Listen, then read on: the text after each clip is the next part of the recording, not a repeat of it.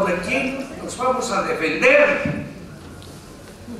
Yo creo que nos vamos a defender de nosotros mismos. ¿En qué sentido?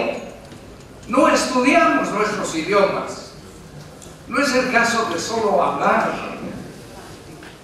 Ustedes saben que ingresamos a los colegios hablando castellano, hablando francés, hablando inglés, pero nos dan lecciones de aprendizaje de idioma más de 6 u 8 años.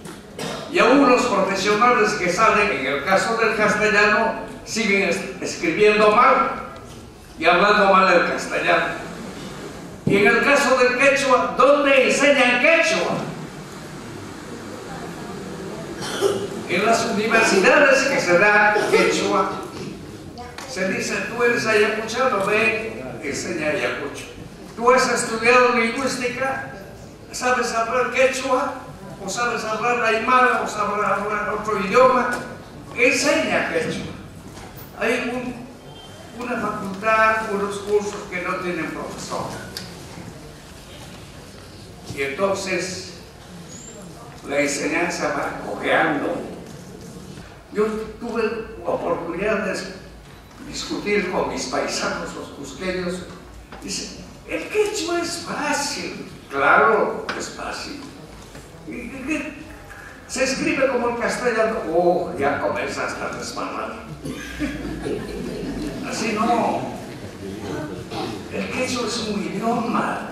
Cuando vas tú a inglés y te dicen good morning, sir, y te escribe con doble O, le dices al profesor, ¿por qué no escribe usted más bien con O? Para que yo lo aprenda más rápido.